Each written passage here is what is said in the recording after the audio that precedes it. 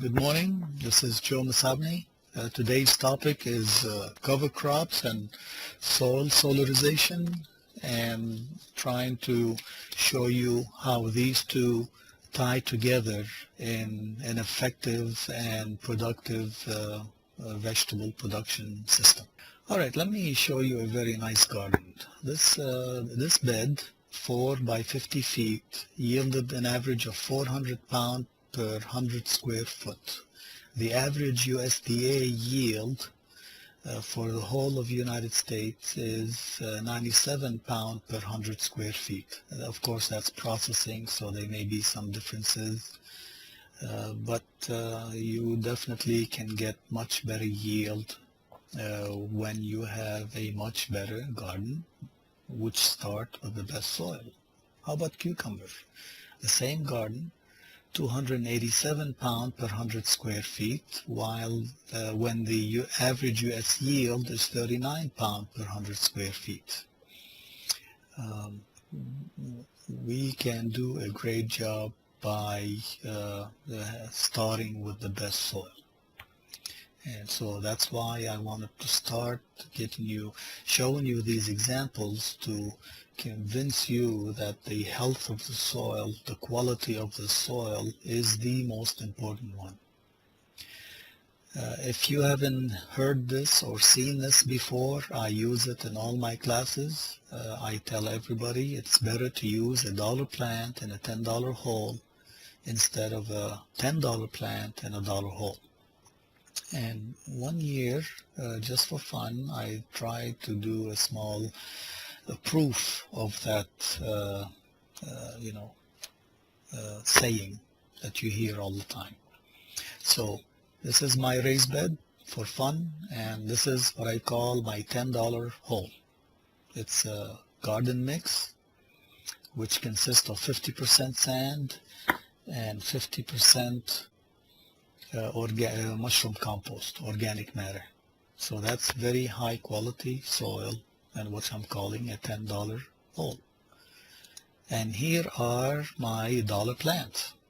I got them for free because, they were miserable, they were hungry, they're not sick, there's no disease here, they're just poor quality. The yellowing, pale yellowing, the older leaves that are pale yellow, that's typical nitrogen deficiency. You see the new growth is still green, that's typical nitrogen deficiency. The purple veins, you see the purple coloring, the veins on the bottom side, purple, that's phosphorus deficiency. These plants are just hungry. No disease, so that's what I'm calling my $1 plant. And I thought, can they grow? Can they do a better job if I move them and grow them for a season? So I cleaned up the old leaves that have no way of recovering. So on the left is before, on the right is after, and I planted them in my $10 soil on March 12. And here are the same plants on May 18, of course, with proper watering and proper fertilization. They came back. They don't look any different than if they started with the best plants ever. The soil quality is more important than the plant quality as a start. To show you that they do yield, this picture was taken on June 18 after I had defoliated the plants. Of course, I planted them 1 foot apart because I was trying to grow them dense as a single stem. You see here on this picture as a single stem. And so 4 plants take the space of 1 plant. And if you count the number of fruits and estimate the yield, I was getting about 18 pounds per plant. Not total of these 4, which is equivalent to 1 plant. So that saying, better to put a $1 plant in a $10 hole, holds true. So we always need to think about the quality of the soil, because it all starts with the soil. You cannot make miracles with trash.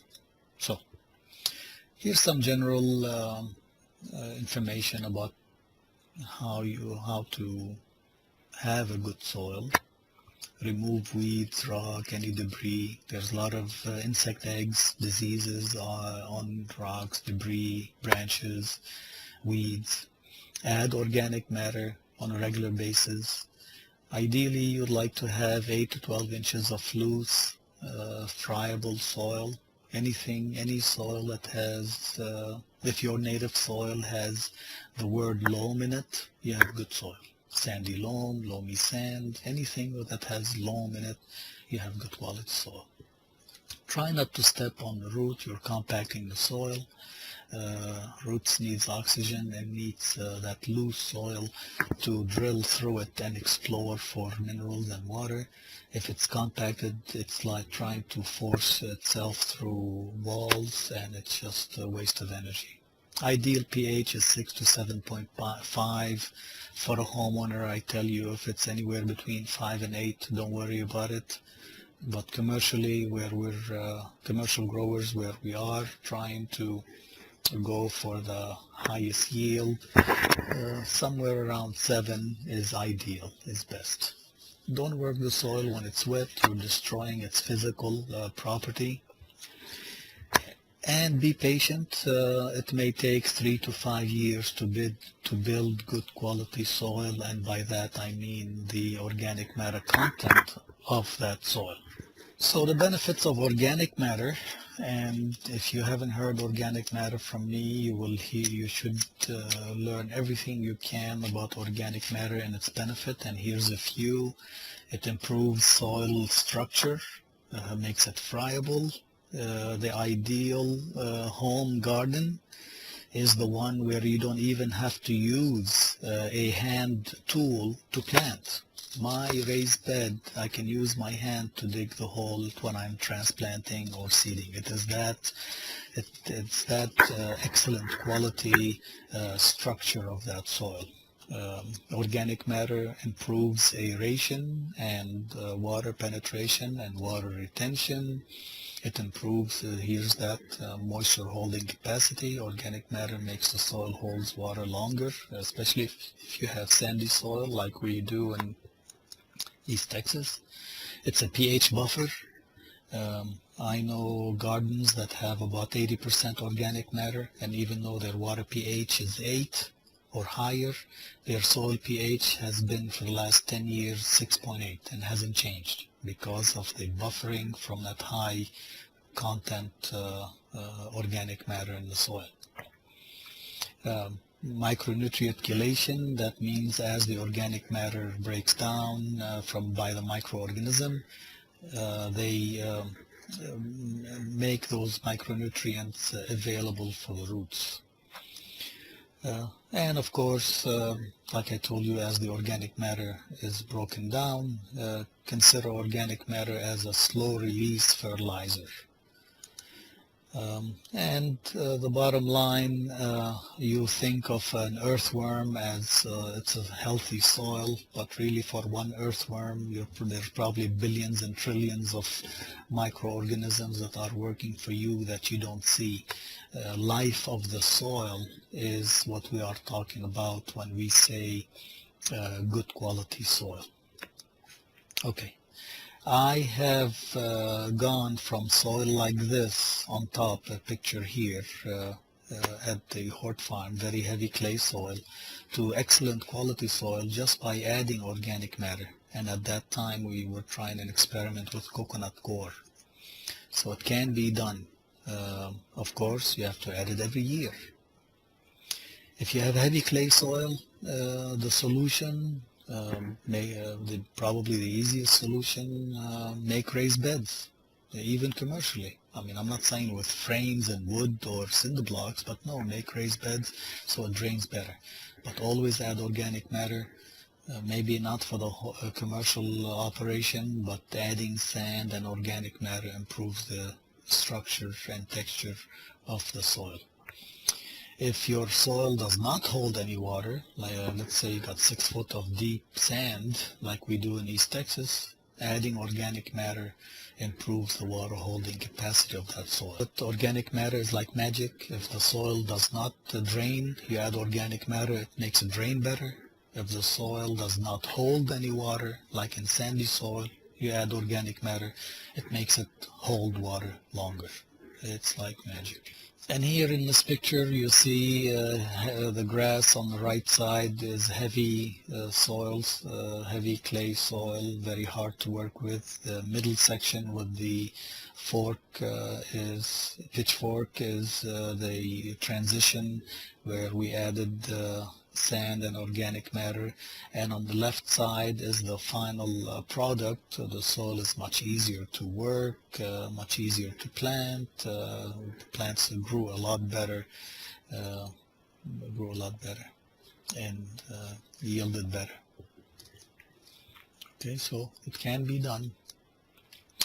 I'm sure you've all seen the soil texture triangle, but you may not have seen that these little circles here in the center are probably the best soil to work with. So the small circle, let's call it purple, is the most desirable soil texture type. If you get a soil test and you find yourself in this region, consider yourself lucky. If you're in the outer ring, this is acceptable. Adding organic matter will improve it. It still works great. Outside these two rings, soil is definitely least desirable. Does it mean you can't grow in it? Of course you can grow in it. It just takes expertise, skill in working heavy clay soil at the right time to prepare the beds or plant, or with sand on this corner, lower left corner. If you have very sandy soil, it's just you have to learn, be expert at irrigation timing, so you're not wasting water and fertilizer. It just takes in the outer area, in the yellowish zone, that takes more work. So get a soil test and find where you are, and trust me, if you get the garden mix that I got, 50% sand, 50% organic matter, I was in a loamy sand area, or sandy loam area, were very good soil to work with. So for that, here's a pitch for our soil testing lab. This is probably the best investment you can do commercially. I recommend you do it in a new field you move into once a year for 3-4 years, and then you skip as needed, or if you change a cultural practice or you grow a new crop, things like that. Homeowner, again, do it for the first 2 or 3 years until you learn a trend, you see a trend, and then, but for $10, $12 or $20 or a little bit more, if you're doing for the micronutrient analysis, it's the best investment you can do. And here's some general fertilization recommendation, but I'm not going to go over it. You have the notes. Today's presentation is not about fertilizer.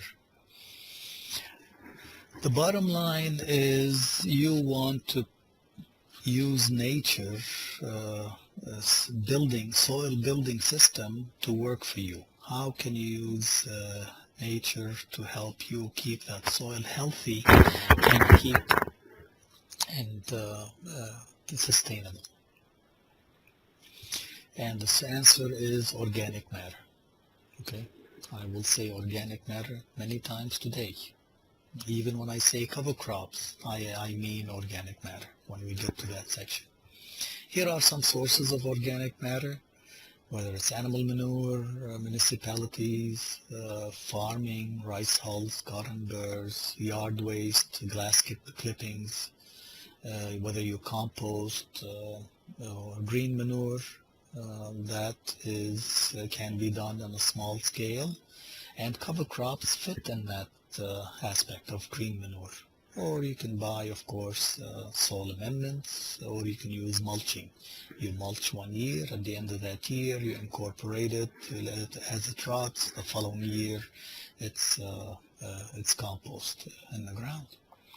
So, but because I said animal manure, I want to briefly mention that I get a lot of calls, and just yesterday I got a call from a homeowner, gardener, who used cow manure and had injury on his tomato. So I told him that's grazon, an herbicide residual injury in the soil, even if it was sprayed 2 years ago in the field. And I'm not going to go into too much detail, but if you look up this publication, E626 on AgriLife Bookstore or on Aggie Horticulture, it's titled What Makes Tomato Leaves Twist and Curl, and here's a picture of what's the typical herbicide injury. Twisted tomato leaves. Tomatoes are super sensitive to it, so if you're getting hay or cow manure or compost, it's your role, it's your job to ask if any of those herbicides were used. Then you definitely cannot use it in a vegetable garden. Here's other sources of organic material. You can go to a community landfill, buy it by the yard. I think sometimes they sell them like a penny a pound, so a yard is about 20 bucks. You can go get shredded branches, shredded trees, leaves, whatever yard waste from the municipality, and use it as a compost, or I mean, use it as mulch, or make your own compost from this raw material, or you can make your own compost. One way I advise any gardener, even if you have raised bed, why have your alleyway as just a path for weeds to grow in? Why don't you use your alleyway as a compost factory for you? This is what we call trench composting. This picture is in the early spring when this raw material here that you see in the trailer was, this yard waste from the municipality is really mulch. This is filled here in this trench, and the following year it had time with all the rain and a little bit of fertilizer. It had time to rot and break down, and you see this gentleman here had dug up the compost and put it on top of his raised bed. So what you see here on top of the raised bed is the end product of the trench composting. A great way of maximizing the use of the garden, an easy way to make compost using the dead space that was the alleyways. Here is another way, an older picture I found where you collect leaves and you put them on the trench and just walk in on them. The rainfall, a little bit of fertilizer to enhance the microbial activity will end up breaking down and become compost. Probably the best looking compost you can, that's how compost should look like. If you ever buy compost, you should not be able to see the raw ingredients. If you still see a piece of leaf, if you still see a piece of twig or something, that's not really a well mature compost or good quality compost. Sheet composting, and think when we talk about cover crops, think about this idea here. In the picture on the left, I guess some type of cold crop grown as a green manure, as a cover crop, as a green manure. So in the back you see how it was in the front half.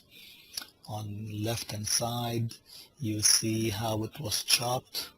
He used a big shovel. You can use a mower commercially, you just mow it. And in the center you see after it was incorporated. So this green matter is now what we call green manure. So this cover crop is now a green manure to enrich the life of the soil, which helps you build and make a sustainable, healthy soil for the best crops ever. Green manure cover crops, anything you can grow, and if you mow it, incorporate it, till it in the soil, is what is called a green manure. Here, picture on the left is an example of a ryegrass used in the rotation of the garden. They didn't want to grow anything over the winter. They just seeded ryegrass. Look at all that green fertilizer,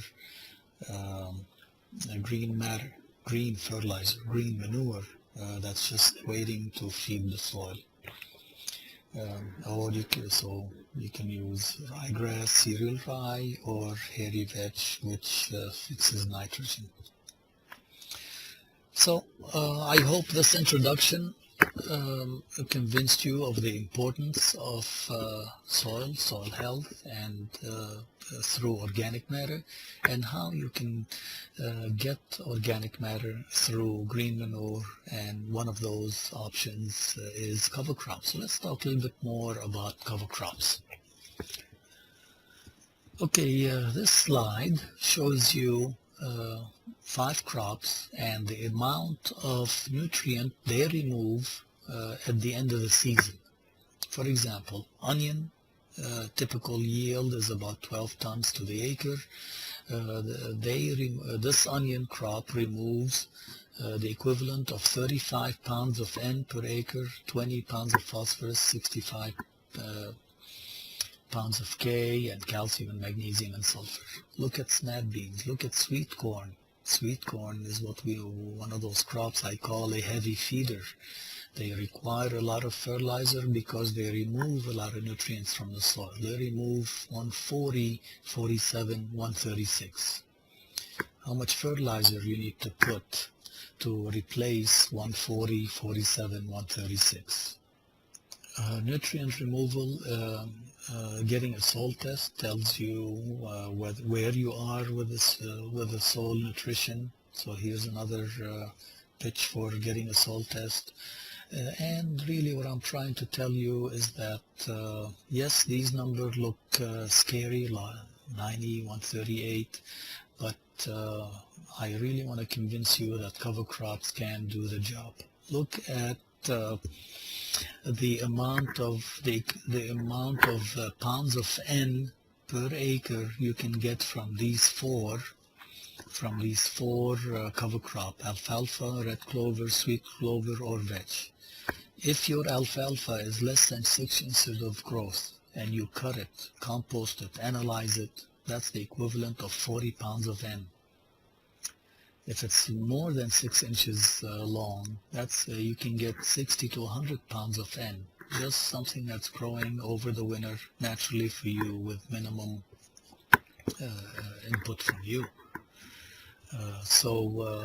Yes, crops remove a lot of nutrients from the soil, but when we think about cover crops, we can put back a lot of that nutrition back in the soil so that the season starts on the right footing, on healthy, friable, nutritious soil. Okay. This picture with Berseem clover, they harvested green matter, the equivalent of fresh weight of 4,500 pounds per acre. When they analyzed it, they got 2.73 N, 0.23 P, 3.31 K. So this 4,500 pounds per acre times 2.73%, if that green matter, the green manure, was incorporated in the ground, that's the equivalent of 123 pounds of N per acre. And here's hairy vetch. It yielded 50 pounds per acre, and this is the nutritional analysis of it. If you mowed it, of course he's using a blade here to cut just to get fresh weight. That's not how you're going to incorporate it commercially, but if you incorporated that crop in the ground, you are getting the equivalent of 200 pounds of N per acre. So that slide that I showed you on how much nutrients take out, and with these numbers you can see that now it's very easy to fix just by using the right green manure cover crop. So, and here's what I just said: cover crops can be used to replace most or all of the last crop nutrient. I apologize, that's a typo. Of the last crop nutrient removal. The cover crops add organic carbon to the soil and return soil to its biological fertility. A lot of people thought cover crops conserve water. Maybe. I'm not convinced about that because if you don't get enough rain, a lot of growers have to add water to have the cover crop grow properly over the winter. So it still needs to be watered so it doesn't grow on minimum amount of water. But it definitely attracts beneficial insects. Most of the cover crops, except for the grass types, attract pollinating bees. And here's a picture of it, of this lady beetle. And of course, don't forget, when we think about the cover crop, we only see the above the ground matter, but there's also a lot of the roots are also full of nutrients and minerals that are also feeding the soil. You cannot underestimate the benefit of green manure, organic matter that can come from green manure and, for example, a cover crop. So the bottom line is organic matter is what you need. Today's topic is how to get that organic matter through cover crops. This is one way of adding organic matter. You can spread it. This could be animal manure, animal waste, cow manure. The easier way, less smelly way, if you like, is probably using a cover crop. Black oats, mixture of oats and veg. If you're thinking of a cover crop, I encourage you to use mixes. Don't rely on one plant or one crop. Mixes, grass, legume mixes is a better idea. Definitely nutrition-wise, in all aspects. So we keep talking about organic matter and how to add it. Well, here are ways of how you are losing the organic matter in the soil. So the inputs of organic matter, the way you gain organic matter in the soil is crop residue, whether a cover crop or a green manure. The roots, when at the end of the season, that's organic matter. You add manure, you add compost. The way you lose organic matter, of course, is biological activity from all the soil microorganisms that releases CO2. You remove a crop, or physical removal or loss through erosion.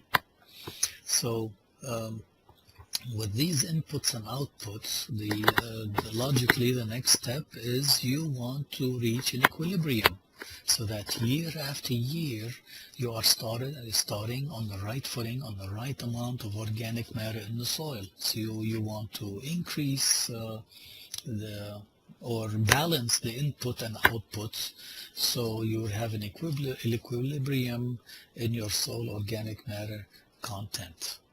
Okay, you can increase inputs by cover crops, by green manure, and by compost.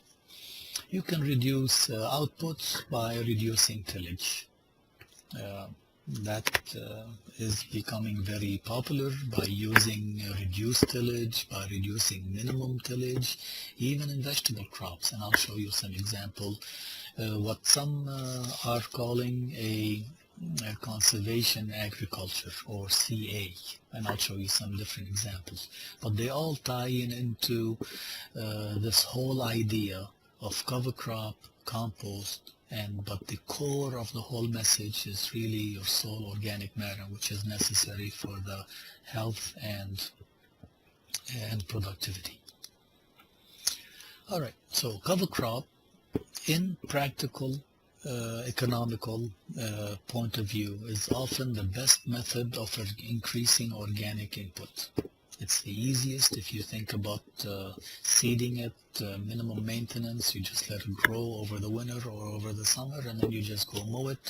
If you're a grower, you'll realize that this is the easiest and most economical method of adding organic matter without having to purchase, without having to buy fertilizer or spread it, or manure or spread it and all that.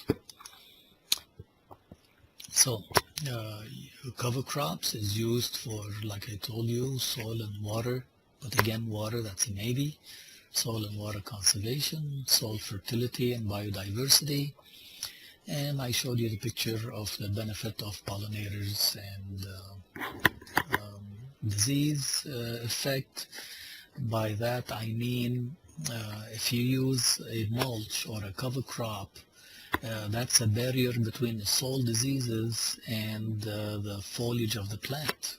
For example, tomato, the buckeye rot or the early blight, just a physical barrier, whether it's a cover crop or mulch, can separate the diseased soil from the fruits or leaves, and you won't have that disease. So like I mentioned, always try to combine your seed if you consider using a cover crop. A legume and grasses is the best combination. Don't put two grasses or don't combine two legumes. You can do that, but always have a third one that's from the other type. I know people that have three-way combination, two legumes and a grass, or two grasses and a legume. The minimum is one legume, one grass, and that's definitely better than legume by itself or grass by itself. This is black oats that's been rolled. So on the left part you'll see black oats before, and on the right half after it was rolled in or crimped or pushed down to kill it without using any chemical pesticides, herbicides, and ready to plant. Of course, you need specialized equipment. Okay, I've been saying a lot about cover crops. Here is a list of winter annuals and spring or summer annuals. So if you want to have a cover crop in your rotation over the winter in the cool season, cool part of the year, consider rye, barley, oats, hairy vetch, medics, clovers, or mixtures of those. In the summer, during the warmer part of the year, cowpea, millet, forage sorghum, lab bean are better options for you. Now for mixes, here are some examples of mixes or mixtures that you can consider. In the summer, you mix Sudan grass with crimson clover. The Sudan grass provides summer cover, weed suppression, and organic matter, but the winter freeze will kill it. It becomes mulch, but the crimson clover is not bothered by the freeze, and it continues to provide winter and spring cover, fixes nitrogen, and a habitat for beneficial. So you see the benefit when I told you get a grass and a broadleaf or nitrogen fixing. That's the advantage here. Another nice mixture following the same idea is Phacelia, if I'm pronouncing it right, Phacelia and crimson clover. Phacelia grows quickly, provides cover, habitat. Crimson is a little slower to get established. In the winter, the Phacelia is killed, but the crimson clover takes over and continue providing a winter and spring cover. Again, nitrogen fixation, soil, nutrition, buildup of nutrition to the soil, and habitat for beneficials. Cool season soil building mixes include rye, oats, winter pea, crimson clover, vetch, fava bean, any of those mixtures together. So a cereal and a legume mix provides more flexibility on the kill date for the cover crop without impacting the plant available nitrogen provided by that cover crop. So I hope the message from the last few slides you consider is that if you want to use cover crop, consider using mixtures, and I gave you a few examples. And I mentioned Phacelia. It's a non-legume, and this is how it looks. Looks pretty, if nothing else. And of course, doing a great job for you. Even in the slope, when I look at this picture, I immediately see slope, and I'm saying, great, no more soil erosion. Teff is becoming more popular, whether as a food, as a grain, but also as a cover crop to include in your list of options. It's more adapted to dry area, low or areas with less rainfall, so you can consider using teff. And here is rhizoma peanut that is used as a cover crop in an orchard. So it's shallow, it doesn't compete with the roots of the tree, and it's feeding the soil. It's a peanut, it's a legume plant. So cover crops are not exclusive only for vegetable operation. More and more commercial fruit operation are using cover crops. Here's an example of cover crops.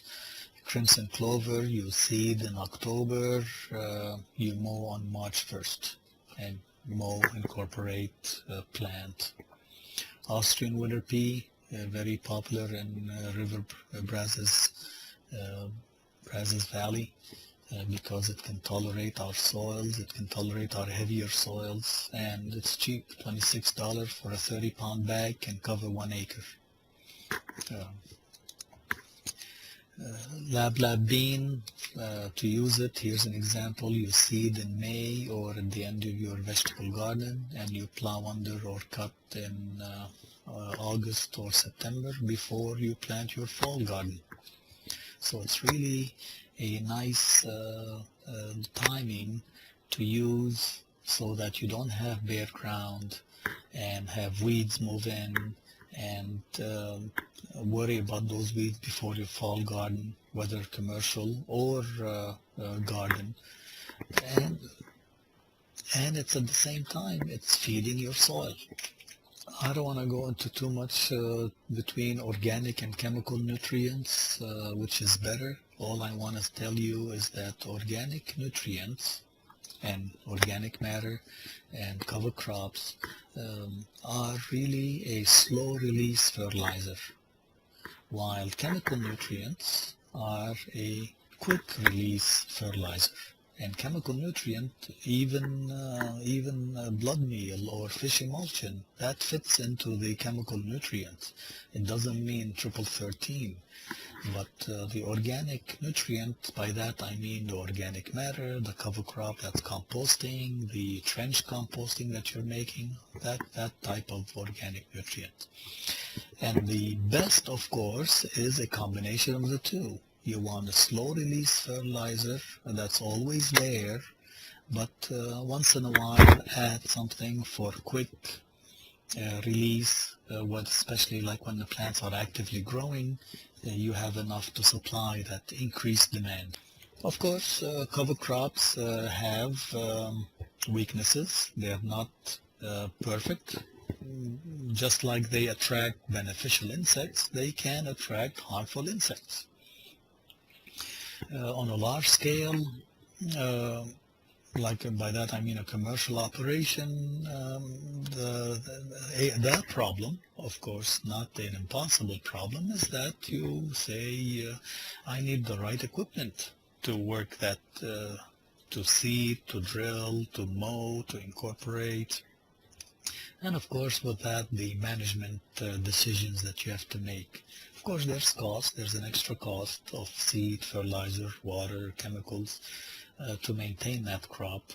But you do the math, you'll see it's all worth it, because it's cheaper to put a little bit of fertilizer, a little bit of seed, a little bit of water, and have no weeds and have a cover crop versus a lot of fertilizer and have to worry about a lot of weeds when you're ready to plant a new crop. The management is just more decision because you're thinking long term. You're thinking 6 months ahead. What am I doing now? What I need to do now to plant my crop, my fall crop, for example. Let me give you examples of the whole idea of integrating the cover crop into your operation, and let's call it conservation agriculture. Anything except the traditional bare ground, plow, disc, rototill, plant, anything that's what we call conventional agriculture. Anything different than that that incorporates a cover crop is called conservation agriculture. So let's say you have compacted, poorly drained soil. This is a situation where conservation agriculture is least likely to succeed. So, possible solution, use permanent raised beds.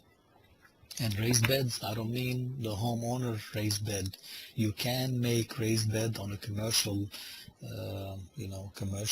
size, and there are equipment that can seed on a raised bed. This is a vacuum seeder that is designed to seed on a raised bed, not only on a flat ground. Another situation where conservation agriculture is least likely to succeed if you have very heavily weedy fields, especially if they are perennial weeds. So a possible solution is aggressive integrated weed management, which combines chemical, mechanical, and cultural practices for 2 or 3 years, or 1 to 3 years, to lower the seed bank. Otherwise, you are fighting those weeds. Another situation where it's least likely to succeed if you have very poor, nutritionally poor soil, or nutritionally imbalanced soil. So the possible solution, again, you may want to wait a year or two and practice strong, aggressive, integrated nutritional management practices, which means cover crop, compost, chemical fertilizer, just that, non-stop, and then before you plant any crops to harvest and sell. Situation where it is most likely to succeed if you have sloping, highly erodible soil. You don't want to work the soil to a bare ground and plant. One rainfall and all of this will wash down. So using a cover crop in your production practices is wonderful in this situation. Another situation that's most likely to succeed if you are planting a late summer planted crop. Your cover crop is grown in the summer, and it can be used as mulch or as food for the following late planted summer crop or your fall crop. It does not interfere. You don't have to remove it because you have to plant your tomatoes July 1st. You can plant in September your cabbage and cauliflower. To give your summer cover crop longer time to develop and do all its magic. Another situation that it's excellent and most likely to succeed is if you are using crops that form a rapid dense leaf canopy. Squashes, watermelon, cucumbers, big leaves, and they vine and develop quick. After the cover crop, you come in and you plant that, the combination of the rapid dense leaf canopy and the weeds and the cover crop will result in very few weeds competing with your crop. Another situation is most likely to succeed is when you are growing a crop that is erect, that grows up, or you stake, like pepper, or you stake your tomatoes or something. In this way, your cover crop in the alleyways is not interfering with where your imagine if this in this field here, if you had watermelon, all these weeds will be in between the watermelon leaves and cause all kind of problems. There are four ways and four ideas of using a cover crop, and let me go over them and show you some pictures and tell you what I mean. If you read or you hear about the no-till cover crop, is the way of growing where the cover crop is killed chemically or mechanically by a crimper or a roller, and it is retained as a dense uniform mulch over the field. But the key word is no-till. It's the cover crop is now a mulch on the surface. Okay, so it's not really a nutrition. You get some nutrition from the rotting roots, but not from the foliage. You are using a no-till cover crop residue in this way as a mulch. It is difficult also because you need special equipment, specialized equipment, and that may not be feasible or suitable. So here's an example of a crimper, and a crimper roller basically is just a machine that pushes the grasses, the plants down, and they stay down. And here's another one, or from a different angle. You see on the right edge, you see the original combination of bean and grasses or oats, for example, before and after the tractor went through. Here is your no-till cover crop. That fact of being crimped and pushed down will, in a couple of weeks, it'll be all dead and yellow, and you can plant on top of it. And here's another picture. On the right is the after, and on the center in front of the tractor is the before. And even in this picture you see a mixture. You see, it's not a solid cover crop, it's a mixture of two or three. And so this is 2 weeks, like I told you, 2 or 3 weeks after that time to die, and no weeds or very few weeds. Maybe this is the cover crop itself starting to regrow. I don't think these are weeds. But like I told you, you need specialized equipment. Not any transplanter can cut through that thick layer of mulch and plant in it. So keep that in mind. And basically the extra part of the transplanter, you have a couple of discs and a couple of blades that will cut through. These two discs will cut through the mulch like a knife, and these will open a small trench so that the transplanter can come and you drop the plants in the loose soil. And here's a picture of the blades working and cutting. And here's a picture of after transplanted. You see, so the blade and those two knives only disturbed the soil and loosened it in this small region only. It was a couple of inches. The cover crop is still there. The no-till cover crop is still there. Very few weeds will be an issue here. Okay, and it's not only used by vegetable growers. Here is a cotton growing in a black oats residue. So this, if you've ever heard of no-till or minimum tillage, this is the idea behind it of no-till cover crops.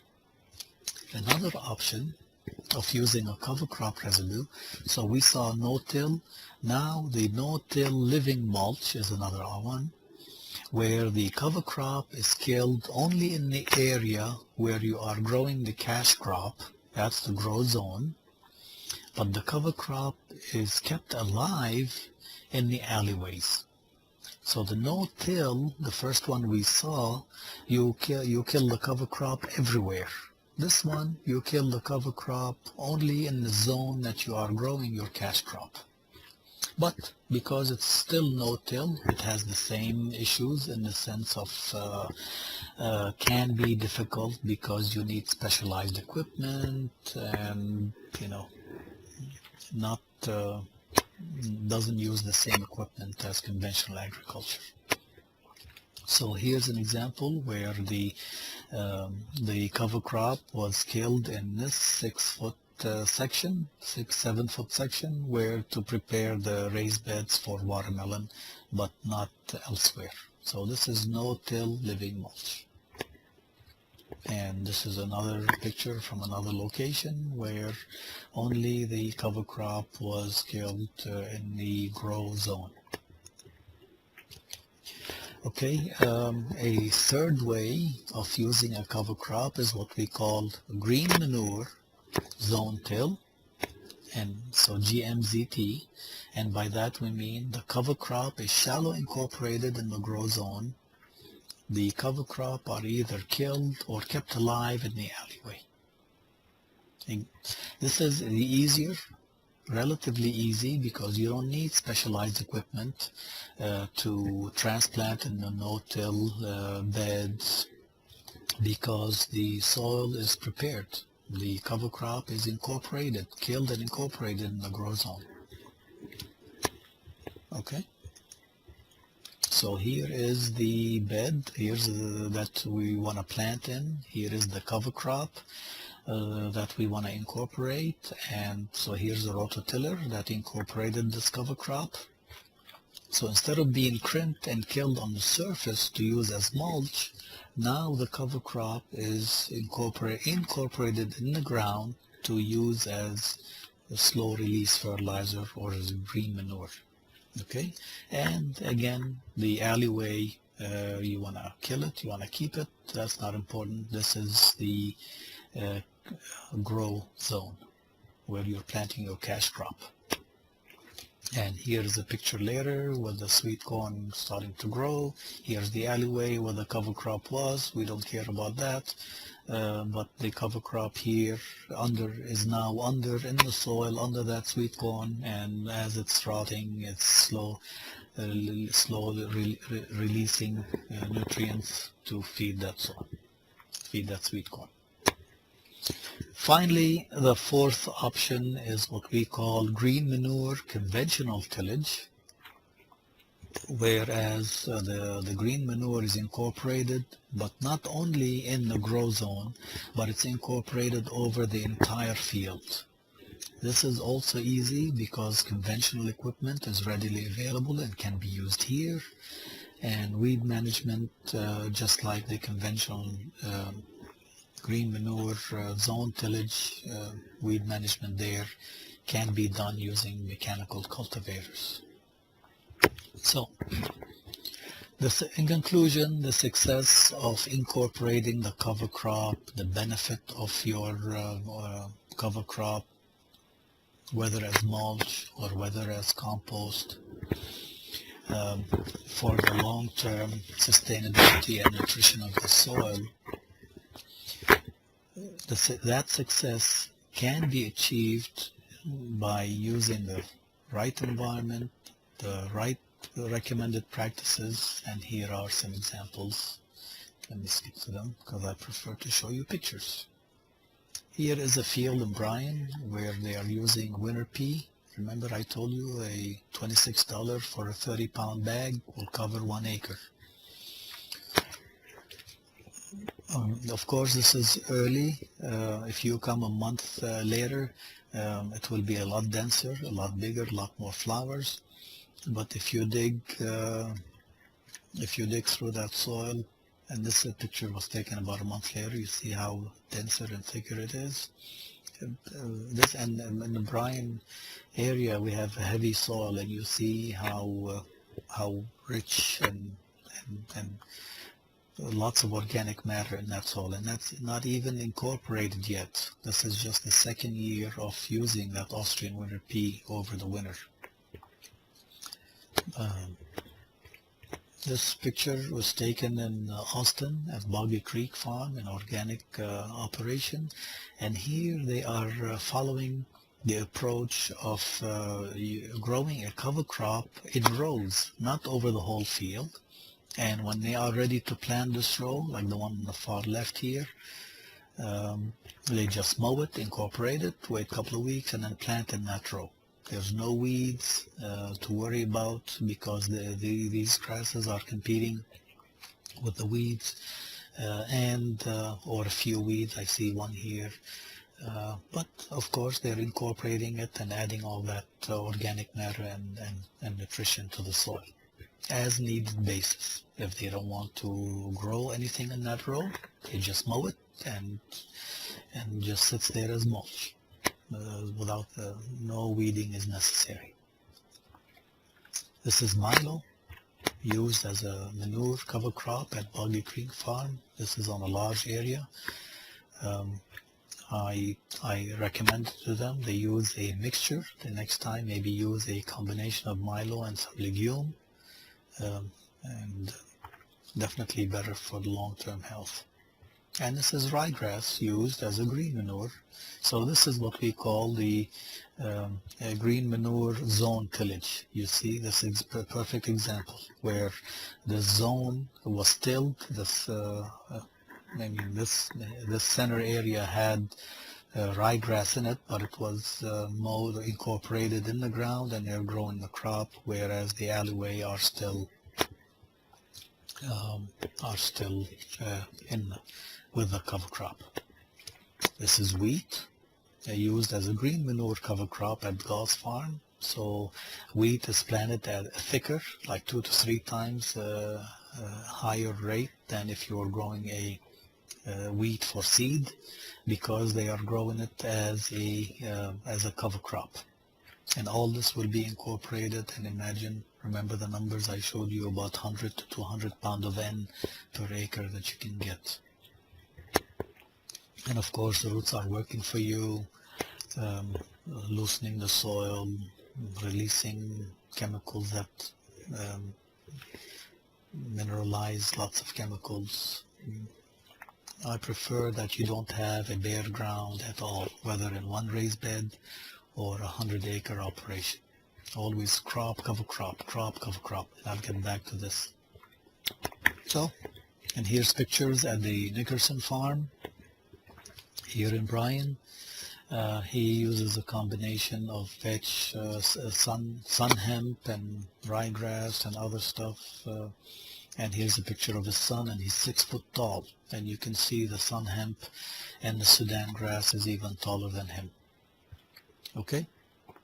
So I hope, oh, here's another picture from Nickerson Farm, where he used a combination of sun hemp, Sudan grass, and cowpeas. And some years he has more Sudan grass growing, some years more cowpeas growing, but he likes always a mixture of 2 or 3 seeds in his cover crop mixture.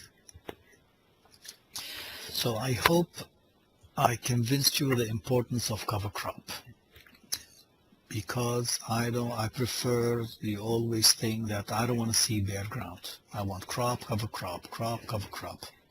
Well, solarization is another way of not having any bare ground or any dead time or dead area doing nothing for you. Okay, except growing weeds and attracting rodents or pests. So what is solarization? Solarization is the idea of using clear plastic to give the soil a hot steam bath to kill everything in it, from the good to the bad microorganisms, to nematodes, to weed seeds. Not all weed seeds, not perennial weed seeds, rhizomes and things like that can't survive, but many of the annual weed seeds. And to be very successful, you need a clear plastic, clear, not white or black, clear plastic, 1 to 2 mil. You remove all the weeds, you remove all the plants, and add a lot of water. Remember, the steam is what's working for you. So you need a lot of water, and you put the clear plastic for 4 weeks, 4 to 6 weeks during the hottest part of the year. So for us in July is wonderful, and I'd like to say that it's not the hottest part of the year that's important, it's the sunniest part of the year that's important. And July, which fits perfectly between the end of our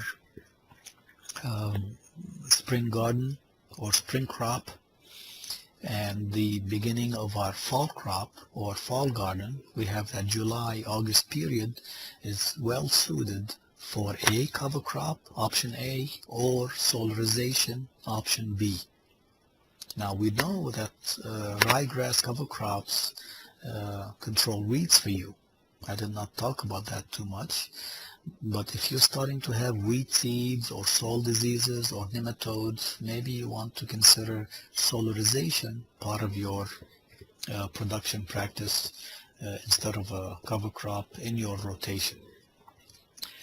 So you can solarize on a large acreage, or you can solarize a raised bed. Of course, this is the angle of the picture. You think it's white, but it's really that's a clear plastic. One disagreement, I guess, I think is important, is a lot of people say that the edge of the plastic and you can just lay it on the surface. I like to think to have the most effect of the steam, so it does not disappear and go away. Escape from the edges here. I like to think that if we tuck in the edges of that plastic in the ground, you trap that steam and it doesn't go anywhere. So this picture I found on the internet. It shows you the water droplets on the bottom side of that, on the underside of that plastic. So that tells me that this picture is taken early in the morning, because if you go at noon, those water droplets are steam and they disappear. So I'm sure early in the morning the temperature is 128 degrees Fahrenheit under that plastic. And to prove that picture, my student and I did a 2-year solarization, and we took soil temperature every hour for 1 month. So each one of these points is the average of 30 points. And you have 3 curves here. The green one on the bottom is the air temperature. So between June to July, the air temperature 80 to 100. The second one in the middle is the unsolarized soil temperature, ranging between 100 to 120. And the top curve is the soil temperature under that plastic in the solarized beds. So in that same period, you see that even the minimum is around 120, is still higher or about as high as the maximum of the unsolarized soil. And look what the highest temperature achieved around 4 or 5 o'clock in the afternoon, about 180. So about 180 degrees Fahrenheit every day during that period from June 24 to July 22nd. That temperature is going to steam and kill everything there. Will it kill the good microorganisms? Yes. But you add organic matter and you put all the good guys back in the soil to work for you. And everybody talks about solarization, about putting it in the hottest time of the year. I don't think that's as important. Like I told you, I think during the sunniest part of the year. So I did an experiment in 2012 where I solarized in the fall. But instead of keeping it for 4 weeks, because we have more cloudy days, I thought, let me leave it longer. So this picture here was taken 83 days after I started the solarization in the fall. So on November 5th, here's the 10 by 10 square foot raised bed, not raised bed, area that was solarized, and you see a couple of weeks later, only a few weeds starting to grow, whereas the non-solarized beds, you can see the big difference. So it does work even in the fall. So about 2 months, so let's say this was started mid-August or mid-September. So yeah, solarization can work even in the fall, because I believe it's the sunny days that are more important than the hot days. And here are the same plots taken the following year, 210 days after solarization, on March 12 of the following year. So what you see here is only the perennial weeds that are growing. Only the perennial weeds that came from deep tap roots or deep rhizomes. No annual weeds like you would see in this picture on the right. That was not solarized. So solarization, cover crop are two tools that you should consider using in your one raised bed up to 50 acres or 100-acre operation. And solarization can be used on a commercial scale. Here is a picture from California where they are laying clear plastic to solarize the beds. Okay? Now, you don't to save the cost of removing that plastic and then laying down black plastic to grow the crop in, or white plastic, they just spray paint the clear plastic with whitewash, give it a couple of weeks for the temperature to cool down to acceptable range, and then they plant in it. So you don't have to remove it and then put the white or black plastic to grow in. It can be. Solarization is well adapted in the California area to avoid issue of soil or diseases or nematode problems on a commercial scale. So here's the question. I talked a lot about cover crops and I talked a lot about solarization. How do they tie in together? Think about your rotation. The answer is your rotation. Your rotation in one crop on a commercial scale. You don't want to plant the same crop, same place. Here are two options to help you not only feed the soil, control weeds, control insects with the cover crops, but also control weeds, sterilize the soil, control nematodes with the solarization. This is just to show you that in Texas we're blessed that we can grow crops, one crop or another year round. You don't see a month that has no crops in it. Of course, some month you can grow more, you have more options, like in the spring and the fall, during midwinter or summer heat. Fewer crops are adapted, but I'm saying you still can use it, and solarization or cover crops can be used in your rotation. Briefly, let me briefly address an example of good rotation and bad rotation.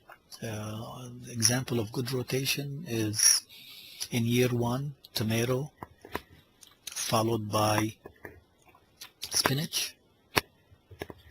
Year two, bean, followed by mustard. Year three, cantaloupe, followed by onion. So in year four, when you start tomato again, between tomato and tomato in your rotation, you had 2.5 years and 5 different crops. Remember, rotation, you're switching between families of crops, not between names of crops. So tomato, spinach, bean, mustard, cantaloupe, onion, all of these are 6 different families. The example of the bad rotation, and I call it bad because tomato and potato are the same family. So whatever insect and disease that likes a tomato, you're still feeding it when you plant your fall potatoes. Next year you switch to a different family, but the whole year you're growing the same family. Year 3, cantaloupe, pumpkin, same family. Year 4, when you go back to tomato, you had 2 crops between tomato and tomato instead of 5, and you had 2 years instead of 2.5 years. So chances of a problem happening here in your bad rotation is much higher. The risk is much higher than a problem getting started or getting established or causing economic loss in this example here on the left. So I think this is my last picture. I just want to show you how you can incorporate cover crop solarization in a four raised bed or 4 field rotation from 1 raised bed to 50 acres here. And I tried to put the month. So for example, potato, you grow it from February to May, followed by snap beans, May to July, followed by buckwheat, and this is an italic because that's a cover crop, July to August. Garlic, August to May. This is the next year. And so and the arrows tell you how anywhere you start, how you follow so it's like a counterclockwise, the crops following each other in a counterclockwise. So let's say you have 4 beds or 4 fields and you want to start something in May. Well, in one field you put snap bean. In the other field, or even raised bed, you put cover crop like buckwheat in this one. In the third one, you put your tomatoes. And in the fourth one, you put rye and veg. So you have 2 crops and 2 cover crops. And then you start the clock, you start the cycle. In this bed that you had your snap bean, you follow it with buckwheat. In this bed or field where you had buckwheat, you follow it with veg, cereal rye. For example, here's another cover crop. In this bed where you had tomato, you follow it with solarization or wheat or cover crop. And in this bed where you had rye veg, you follow it with winter squash. And then winter squash, and again the cycle starts. So this picture, if you study it, if you adapt it, the month can vary from one region to another. This is rough estimates. But if you follow something like this, you will have wonderful crops, a wonderful garden, wonderful field, because you are incorporating solarization, cover crops, and rotation. And that's really what I try to get to, that one word that I've tried to get you in that whole speech today. All the details about cover crops and all the details about solarization is that one word that ties everything together for success is rotation. With that, I thank you.